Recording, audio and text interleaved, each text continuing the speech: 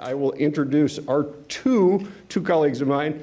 The first introducer is Dr. Michael Patrick Cullinane, who you've heard a handful of times, did an introduction last night. He is the Walton Chair in Theodore Roosevelt Studies here at DSU. That's terrible, I should remember that. Author of a couple of books on Theodore Roosevelt, including about Theodore Roosevelt's ghost, about the legacy of Theodore Roosevelt. Working on another book about Roosevelt's tennis cabinet. And if you were here last year, you heard some of that, a little tease of that. And another book that I'm looking forward to, which you should ask him about, which is about the history of whiskey. So I wasn't supposed to say that part out loud, but there you go. Looking forward to that one. And the others as well.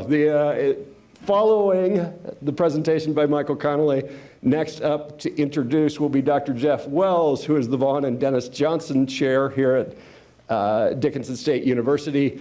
Dr. Wells is a specialist on populism in the Northern Plains, in the Plains during the Gilded Age, and has written extensively about the politics of the Plains states. He's the president of, remind me, the Midwestern History Association. I was going to get that wrong. The Midwestern History Association for another year. No, 6 months. Jeff is shortening his term right here as we sit. Both of them incredibly valuable and important folks for the Theodore Roosevelt Center, friends of ours and advisors to what we do. And as you may have noticed, we also put them to work on occasion. So I ask you to welcome them in order as they come up and introduce folks. So Dr. Cullinane.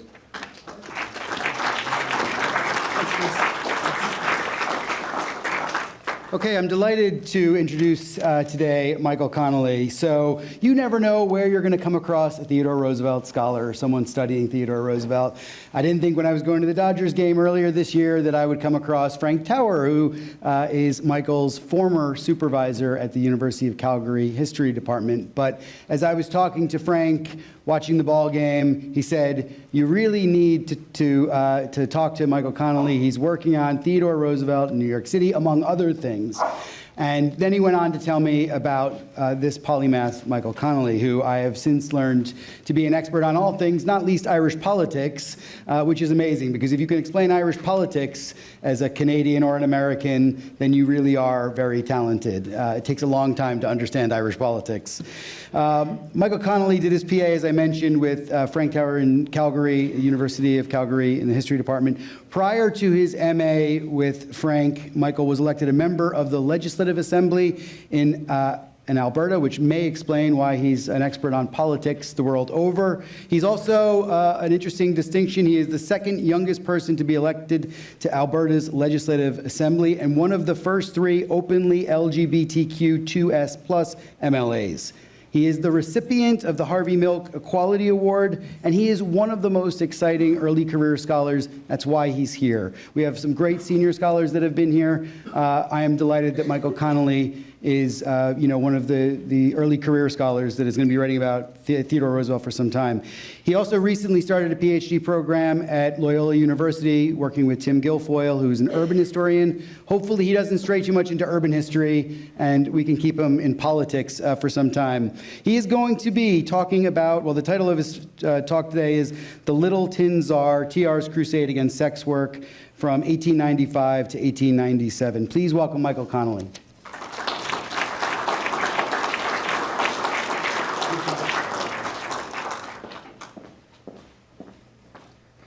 Probably a bit more boastful than I would have mentioned. I am part of the PowerPoint Liberation Front, so I do not have a PowerPoint, but you get this lovely picture of the Badlands instead, and you can just pay attention to me. So on March 17th, 1897, just under a month before Police Commissioner Theodore Roosevelt bid farewell to New York City to take up the job of Assistant Secretary of the Navy, he spoke to a meeting of the Social Reform Club. In his remarks, Roosevelt stated that after 2 years as president of the Police Commission, the department was in a better condition than it ever was, but not everyone agreed. Once Roosevelt concluded his remarks, a member of the club challenged the future president's assertions.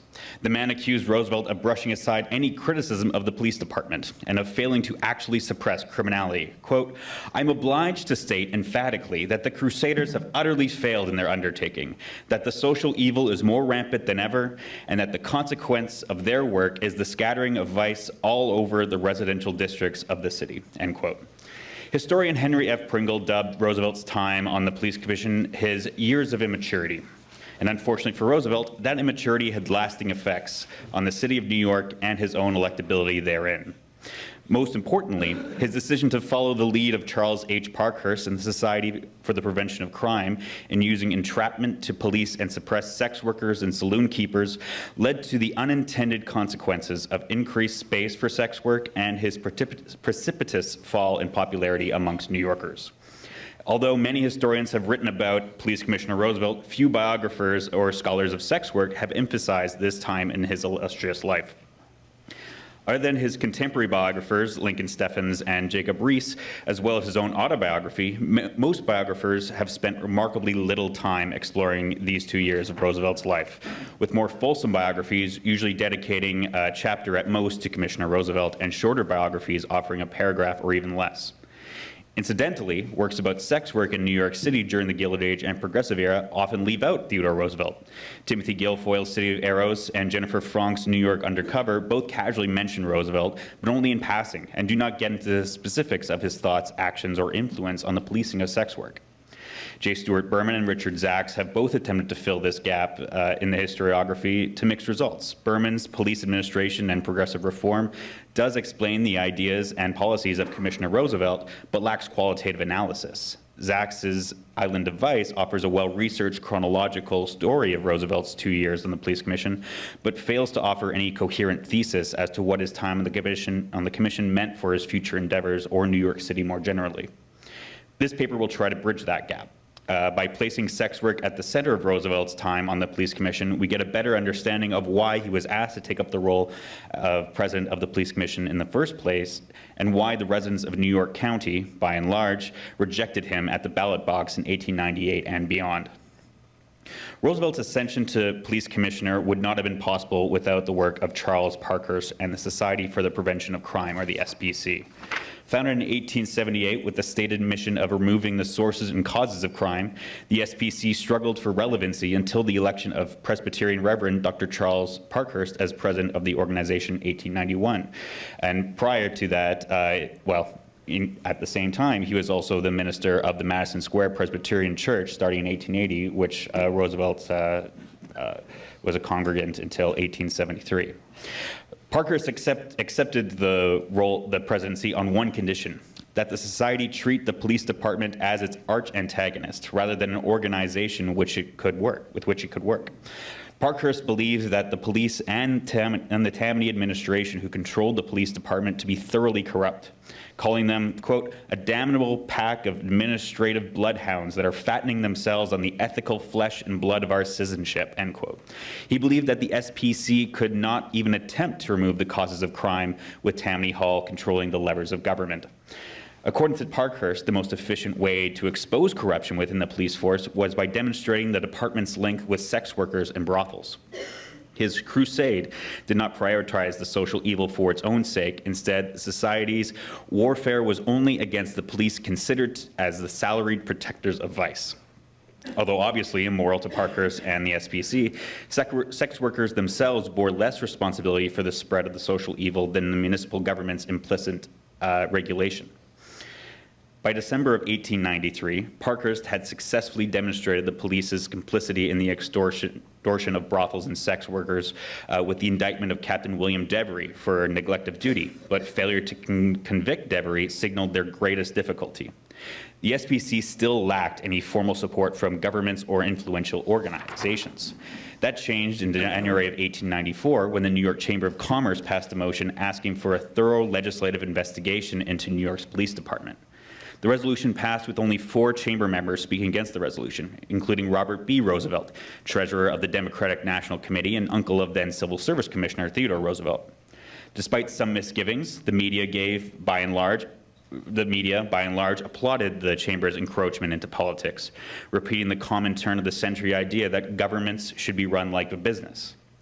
Likewise, the Republican-controlled state legislature was more than happy to comply with the Chamber's demand, taking only 5 days, including a weekend, to agree to setting up a committee, and only 8 days until the committee first met. The committee, dubbed the Luxau Committee for its chairman, Senator Clarence Luxau, had two primary goals: to uncover police interference in elections and to expose police complicity in blackmail, extortion, and corruption. Frequently meeting throughout the year, the committee examined 678 witnesses, and its final report numbered over 10,000 pages, the majority of which revealed the police's complicity in sex work, gambling, and the selling of alcohol for their financial benefit and the benefit for those connected to Tammany Hall. Over the course of the investigation, the media reported on the day-to-day activities of the Luxau Committee, but paid special attention to matters concerning sexuality. Most importantly, only 3 days before the municipal election of 1894, the Luxau Committee brought forward Matilda Herman, known for keeping one of the most notorious disorderly houses in the city, and Dr. Newton Whitehead, an abortion doctor who paid $2,825 to a Tammany Hall lawyer, 50% of which he was told went to the New York City police. Other than the Tammany-controlled The Sun, New York's leading newspapers all condemned Tammany Hall in the days leading up to the election, using the stories of Whitehead and Herman as quintessential reasons why New York could no longer support the 14th Street wigwam. The New York Herald called the 1894 election a criminal trial, the results of which would be, quote, a verdict for or against Tammany, a verdict of guilty or not guilty, end quote. On its page of endorsements, the New York Times stated that it was up to every decent citizen to read Matilda Herman's testimony, as it clearly showed, quote, that the business of prostitution as carried on in New York is a branch, and the most important branch, of the work of the police. The article continued by saying, every man who votes for Tammany will deserve nothing better than to live in a city where the enforcement of the laws and the preservation of order is entrusted to a gang of thieves and thugs and pimps. The result was a resounding victory for the reformers.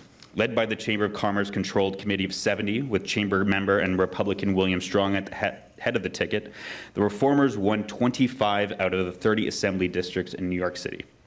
This victory brought its own challenges. New Yorkers elected Strong due to the Luxau Committee's findings, and the Committee of 70s promised to clean up the police department. Strong, therefore, needed a New Yorker with a history of reforming civil service positions, who would adhere to the ideals of Strong's administration, and ideally a Republican. Strong found all these in Theodore Roosevelt. When Mayor Strong appointed Roosevelt to the Police Commission on May 6, 1895, Roosevelt immediately got to work to change the department. His most monumental change was instituting a legalistic style of policing, which allows for little to no discretion on behalf of individual police officers, to replace the more lenient watchman style, which was heavily criticized by the Luxau Committee for allowing officers to make case-by-case judgments, and which ultimately led to corruption within the department. This change in policing method irritated many of Gotham's residents, who had grown used to the police's lenient attitude towards drinking, gambling, and sex work, resulting in Roosevelt's unpopularity amongst the city's working class. While Roosevelt was struggling for approval in New York City, Republicans in the rest of the state applauded his moves. During the 1895 election for the state legislature and a few minor offices, the GOP did exceptionally well outside of New York County, but Tammany Hall elected its entire ticket on the island of Manhattan, both due to Roosevelt's enforcement of the Sunday closing law. This emboldened the Republicans to further restrict the sale and consumption of alcohol. Called an innovation by its supporters, the Liquor Tax Law of 1896, or colloquially called the Raines Law, aimed to place restrictions upon the traffic of liquor in order to mitigate its evils. Among other things, the law raised taxes and licensing fees on liquor saloons, with the stated goal of reducing the numbers of saloons by 30 to 40%. In Section 31 of the law, however, a clause was inserted that allowed for a keeper of a hotel to sell liquor to guests, defining a hotel as, quote, a building or place which is regularly kept open for the feeding and lodging of guests, and in which there shall be at least 10 furnished rooms, end quote, no matter the time or day of the week. This particular section was the impetus for what became known as Raines Law hotels, saloons that hastily created 10 rooms somewhere in the building in order to sell liquor between the hours of 1 a.m. and 5 a.m. on Sundays. The law came into effect on April 1st, 1896, and within 2 weeks, saloon keepers were praising the law, with excise commissioners giving out an unprecedented number of hotel licenses to former saloons. The Sunday trade in liquor, which had been all but stopped by Roosevelt and his police, began to thrive again. Increased liquor sales were not the only byproduct of the Raines Law. Saloon keepers soon realized that the 10 rooms they built could easily be used by sex workers. As Timothy Guilfoyle states, sex work had previously been concentrated in either certain establishments or districts, but the Raines Law eliminated those institutional boundaries, allowing sex workers to move more easily between hotels, saloons, tenements, and concert halls in search of prospective clients. In only a few years, Raines Law hotels became the primary institution for sex work in New York City. Roosevelt personally had mixed feelings on the law, believing that while it was an improvement over the previous excise law, contributing to a drop in blackmail, he also voiced dissatisfaction with the way the law was being interpreted by the courts. Roosevelt claimed that in the first 7 months of the Raines Law, there had been 350 arrests in Raines Law hotels, but the police had failed to get a single conviction from a jury. Just like with the original excise law, the men of New York City did not respect the Raines Law, nor the men who enforced it. Tammany Hall seized on this unpopularity. Elected prior to 1894, the head of New York's Department of Finance, Ashbel Fitch, was one of the few Tammany men in the Strong administration. With final say over expenses and the police commission requesting over $11,000 from the Board of Estimate and Apportionment for budget overruns, Fitch gleefully denied the police commission the funds, stating that police used the money for spy work to entrap bartenders and sex workers. After a contentious meeting where Roosevelt challenged Fitch to a duel, the police commission went to mandamus proceedings to force the finance department to pay. Fitch argued that the law did not authorize him to reappropriate the funds, something the Board of Estimates had done most years prior, but added that the money the police requested went to immoral pursuits. To prove this point, Comptroller Fitch submitted itemized receipts from the police. Quote, for cab hire, $5. Paid May Williams, $5. Wine for disorderly house inmates, $15. Another read, for dress suit, $5. Wine, $5. Paid a woman, $10. Paid a woman, $15. The judge in the case called the expenses monstrous. The New York Tribune called the bills revolting and hideous and stated that this spy work ought not to be officially approved. The Sun likewise attacked the police commission, stating that when Charles Parkhurst obtained his evidence against disorderly houses, he paid for it out of his own pocket or that of the SPC, saving the public from paying for gratifying Parkhurst's depraved curiosity. The journalist suggested that because the practice of obtaining evidence against disorderly houses demoralized and degraded the police, the SPC should take over these matters and fund them privately in order to save the city, quote, from the disgrace of paying bills incurred by public officers at such vile resorts, end quote. Roosevelt continued to defend the expenses, but to no avail. Despite continued support from groups like the SPC, public opinion had firmly turned against the police commissioner. By the summer of 1896, Roosevelt actively sought a position outside the city. He frequently wrote to his friend Henry Cabot Lodge, asking for his help to leave New York and return to Washington, D.C., ultimately being appointed as Assistant Secretary of the Navy in April of 1897. In a retrospective article on his time on the police commission, the New York Times stated that his policies, quote, interfered with New Yorkers' habits and with their personal liberty, and was, in fact, so annoying to them that they ought to recognize the absolute necessity of the rigid enforcement of the law, end quote. When Roosevelt returned to New York to run for governor in 1898, the media and his Democratic opponents dogged him about his time as police commissioner. Reiterating a criticism from 1896, Democratic boss Richard Crocker said that, quote, flats were robbed while the demoralized police force in disguise of men about town was trying to entrap women to commit crime, end quote. New Yorkers cared little for his exploits as the Assistant Secretary of the Navy and during the Spanish-American War, but concentrated on his time as police commissioner, which had, as the Times put it, greatly annoyed them. When the election results rolled in on November 8, 1898, Roosevelt was crowned victorious, but he lost every borough of New York City. In New York County, comprising of Manhattan and the Bronx, where Roosevelt had been police commissioner, he garnered only 37.25% of the vote. In contrast, GOP candidate Levi P. Morton lost New York County with 45.34% of the vote in 1894, and Republican Frank Black had won the county in 1896 with 47.59% of the vote. In his subsequent campaigns for national office, Roosevelt continued to lose New York County by wider margins than his fellow Republicans. It is true that neither the Republicans nor Roosevelt could ever boast about their popularity in the city of New York, even when Tammany's strength wavered. The unpopularity of Roosevelt's policies during his days as police commissioner should therefore not be viewed as the sole contributor to these election losses. However, these policies, particularly his dogmatic approach to policing sex work and saloons, led to worse outcomes in the city of New York for the Grand Old Party in the short term, and Roosevelt more generally in the long term. The policing of sex work had a greater role to play in Roosevelt's life than has been previously discussed. Outcry in regards to the police's role in enabling disorderly houses in the early 1890s was the rationale behind appointing Roosevelt to the police commission, and objections to Roosevelt's entrapment policies were the reason, or at least a major reason, why he found the role so stifling and unfulfilling, leading him to seek career advancement in Washington. Thank you.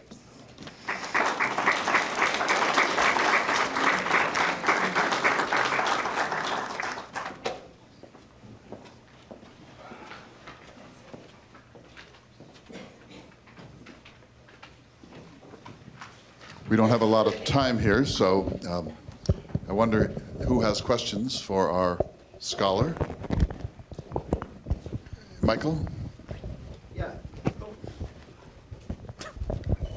It seems like in some ways the law of unintended consequences, and is it a scenario where it's sort of like damned if you do, damned if you don't?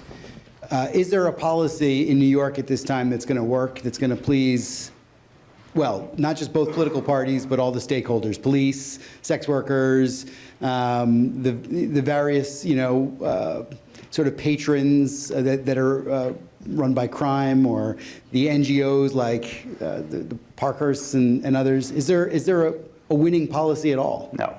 Okay. No, there was no winning policy. The problem with the police at that time, there was a real battle between what the police commission should look like. Should it be a single police commissioner, which is what Parkhurst and a lot of reformers wanted, or should it be a bipartisan board, which is what they got until Roosevelt changed the law, I believe in like I think it was while he was governor, so 1899. Now it's a single police commissioner. But at that point you had a real battle, and he was there only for 2 years, but after the first year, the board was split, and not between Republicans and Democrats, but basically between reformers and traditional, I'd say, conservatives. You had Parker and Grant, who was the son of Ulysses S. Grant, on the board, and then on the other side you had Avery Andrews and Roosevelt, who wanted a bit more progress and change. No, they couldn't get most things through because they had this bipartisan board that just was not functional. Other questions? Do you have one here, right here? TJ? Thank you. It was very interesting.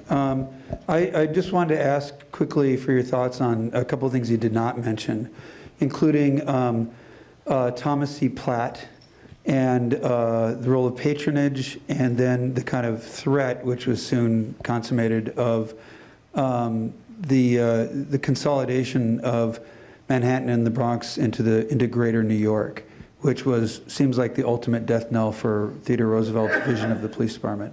Yeah, so the 1894 election was incredibly important, and it was really controlled. It was a battle between Tammany Hall and reformers under the Committee of 70, and so the two things on the ballot were the consolidation of the city as well as the transit plan. So the reformers, especially the Chamber of Commerce, really wanted the new transit plan because it put them in power and took the power away from the municipal administration, which usually controlled by Tammany, and the Rapid Transit Commission was controlled, and then so they wanted to change that. And then through the consolidation, they believed that Tammany Hall, that would lose a lot of its power because you also had adding Brooklyn as well as the other islands. They thought it'd be too large of a territory, and actually Tammany Hall agreed, and so that's why they fought against it. And so you had these two big ballot initiatives, and you had Tammany Hall still vying for its patronage positions, but then you had the reformers also wanting that patronage, I find. I didn't think there was, like, obviously within the police department, Roosevelt during his time really wanted to get rid of those patronage appointments, really wanted to have a greater sense of using a lot of what he instituted federally in the civil service, put that into place in the police department of New York. But I think a lot of that got overshadowed by his fights on the police board. So when we read about this time in Roosevelt's life, you know, it's almost always the same story. On the first day, he goes jumping up the stairs and says, "What should we do first?" And he meets Jacob Riis, and he becomes fascinated by what Riis is doing. And then he's Haroun al-Roosevelt, going out in cloaks at night and, you know, selling souvenirs of his teeth on the streets, and he's rebuking policemen and so on. We hear a lot about alcohol, but not so much about sex work. And my sense is Roosevelt's a little squeamish about talking about sex work. How does he himself handle this subject? So he wrote, I think, 4 or 5 pages about sex work in his autobiography.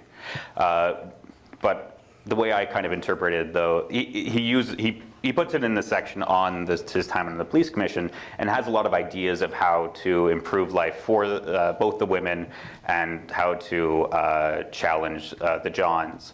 However, I think the reason he wrote about it was also it was an incredibly popular topic at the time in 1912 when he wrote. You had the White Slavery Act. You had a lot of interest in prostitution. And so I think that was a real reason why he wrote about it in his autobiography, as opposed to reviewing what he did on the police commission. Because when he was on the police commission, he didn't institute those policies that he talked about in 1912, or even try to talk about what he wanted to accomplish or how to change the institution of sex work. So why not? Why not in 1896 or whatever? I don't think he wanted to, or I also don't think that it was really top of mind for him.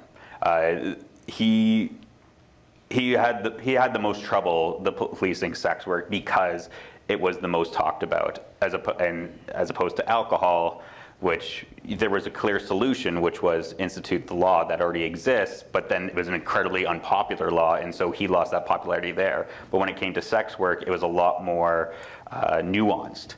And so I don't think, really knew how to deal with it. And so he was just trying to police it. But the way to police it was to entrap sex workers. And so it was sending members of the police force into brothels to engage in sex and then use them to give evidence at the courts. But is his inability to talk about it an inhibition that he has, or is it just he can't get his mind around it? Because from what you said, sex work, alcohol, police are inextricably bound up in this era. Yeah. No, I would agree with you. It's not entirely clear. Like he wrote about it in letters and stuff. However, yeah, he doesn't have any articles. His articles are about from that time are about defending alcohol. Or making sure cops are virtuous and not filled with corruption. But corruption, of course, enters sex work almost immediately. Yes. Yeah. Like the whole reason that you had the Luxow Committee is because all these police officers, and from the bottom all the way to the top, were getting kickbacks from brothels, and that's how they would run. And if somebody wasn't paying, then they would then get sent. They would then be arrested, and the brothel shut down. But as long as you start to pay again, you get to go reopen it. We're out of time here, and I'll take your question, and then we'll do one more over here.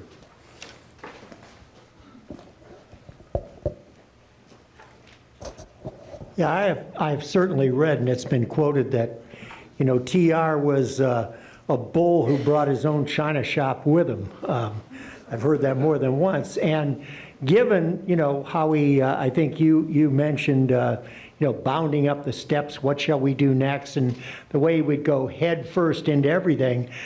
And with all the corruption that was going on there, was he threatened, physically with violence or, because they wanted to protect what they had going on.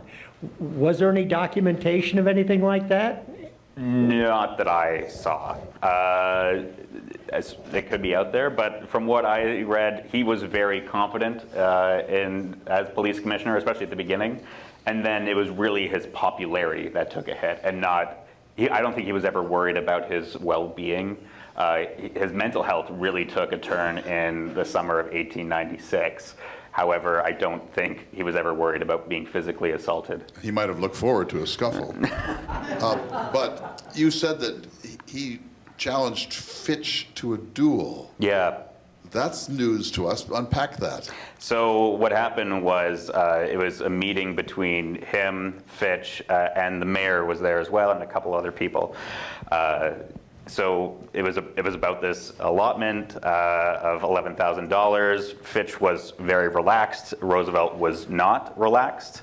And basically what happened, tensions got heated, and I think Roosevelt said, he said something, no, Fitch was like, you don't even have the, basically you don't have the cojones to fight. And then Roosevelt said, of course I do, name your weapon, pistols. And then Fitch basically said any time. And obviously it went nowhere because then Strong pounded his fist on the table and things quieted down and Roosevelt left. Strong put an end to it. Yes.